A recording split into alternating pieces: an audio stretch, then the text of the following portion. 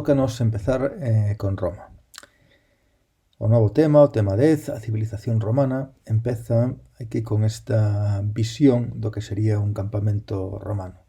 Sobre este tema volveremos máis adiante, sobre as lexións, sobre os soldados romanos, que se organizaban en lexións, igual que os gregos se organizaban en falanxes, e sobre os campamentos romanos.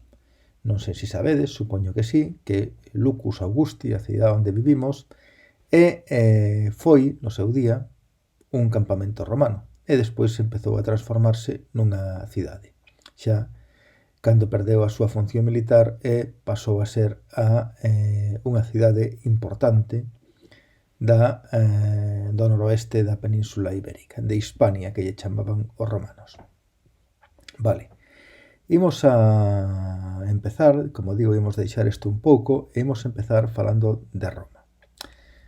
Cando falamos de Roma, non podemos pensar na Roma de hoxendía, senón que Roma é unha palabra que ten moitos significados ao longo da historia. Desde Roma, pequena cidade fundada teóricamente no 753 a.C., ata a capital dun imperio que, como vemos aquí, comprendía todo ao redor do mar Mediterráneo e moito máis, ata a Roma dos Papas ou a Roma actual, que é capital da República de Italia. Neste momento en que o imperio abarcaba todo isto que vemos aquí neste mapa da páxina 231, pois os habitantes de aquí, de Lucus Augusti, se lles preguntabades que eran, pois diríamos que eran romanos. E eran tan romanos como os romanos de Roma, ou como os romanos de aquí de Cartago, ou como os romanos de Leptis Magna, aquí en Libia, ou como os romanos de Petra, aquí na actual Xordania. Falaban en latín, tiñan costumes parecidas, aínda que había variantes de un sitio a outro, e utilizaban as mesmas moedas, tiñan xogos no anfiteatro, había circos romanos, había costumes moi parecidas en todo o imperio. E, sobre todo, máis importante, a lingua que a que agora ainda falamos, porque o galego, o castelán, non son máis que latín evolucionado. Vale, pois imos a empezar falando pola Roma primixenia, pola Roma que se fundou onde está a actual cidade de Roma, aquí, na República de Italia hoxendía, e esa Roma míticamente fundouse no ano 753 a.C. Pero imos a ver como estaba un pouco Italia en esa época. En esa época, Italia estaba ocupada por unha serie de povos. Como xa falamos, no sur estaban os gregos. Todo eso que temos así, desta cor, así medio lila, pois aquí estaba, incluso máis, toda esta zona, estaba ocupada polos gregos, que era o que se chamaba a Magna Grecia. Había cidades romanas cidades gregas desde tempos inmemoriais. Despois, ao norte, estaban os etruscos, que eran un pobo moi civilizado, e aquí no centro estaban os latinos, no que se chamaba o Lacio. En un lugar ao lado do río Tíber, o Tevere, que lle chaman eles en italiano hoxendía, pois os latinos, unha serie de xente, pois empezou a fundar aí unha serie de poboados, que esos poboados pois eran no cumio de 7 outeiros que había por aí, 7 colinas, e a unión desos poboados pois xurdiu unha pequena cidade que era un pobo así moi pequeno, unha aldea de pastores, que se chamou Roma. Vale. Era unha cidade que estaba nunha situación estratégica pois importante, era fácil de defender, tiña un río ao lado, era un centro de comercio e iso foi medrando.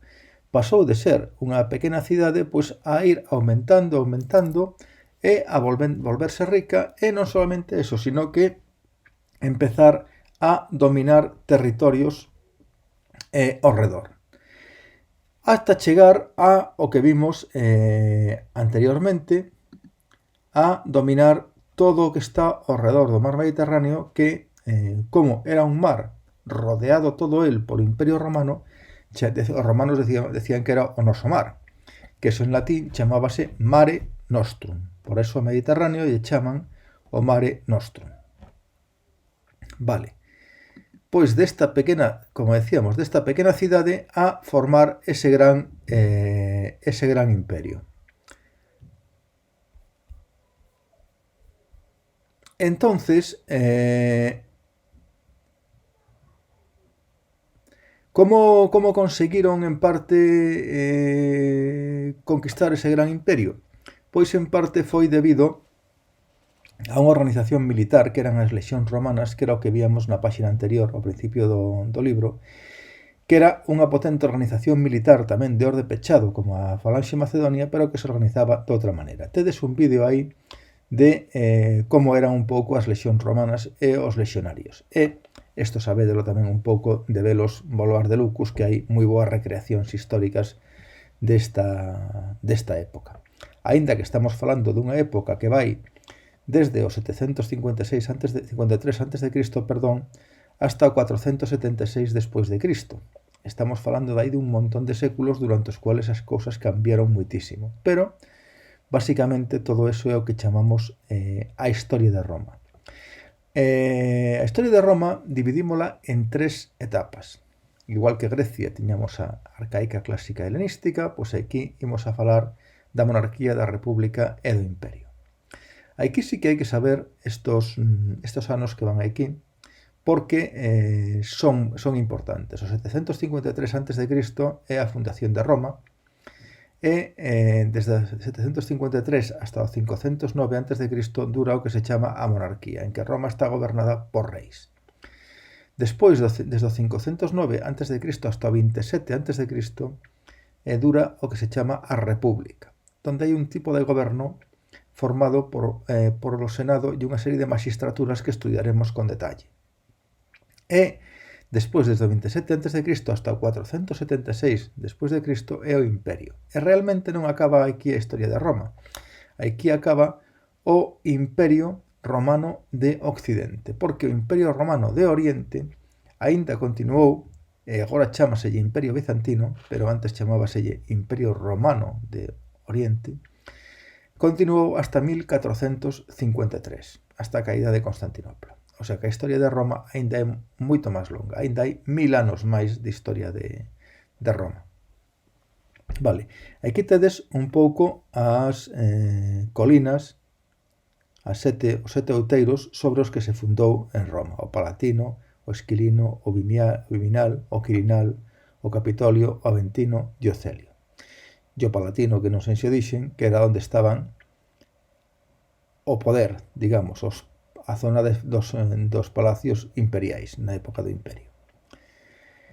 Vale, pois vistas estas etapas da historia de Roma, imos a empezar ca primeira etapa, que era a monarquía.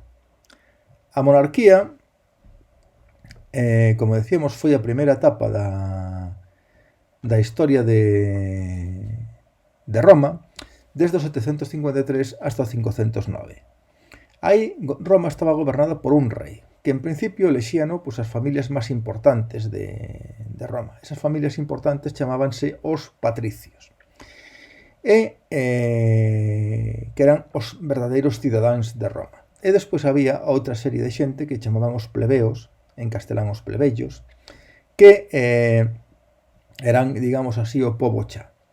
E eses patricios, entre os cuales se elexía un rei, tamén formaban eles os representantes das familias, os paterfamilias, pois formaban unha institución que se chamaba o Senado, que eran os senadores. E eses senadores, representantes, como decíamos, desas familias de patricios, pois xunto co rei, pois eran os que gobernaban Roma. O rei era máis ben un xefe militar e un xefe relixioso de Roma. Hai que pombos que no século VI os etruscos conquistaron Roma, máis que conquistala, pois é que en Roma houbo reis que eran etruscos, porque Roma viviu moito en contacto ca civilización e ca cultura etrusca. Entonces os etruscos pois dominaban un pouco Roma e os reis pois eran etruscos.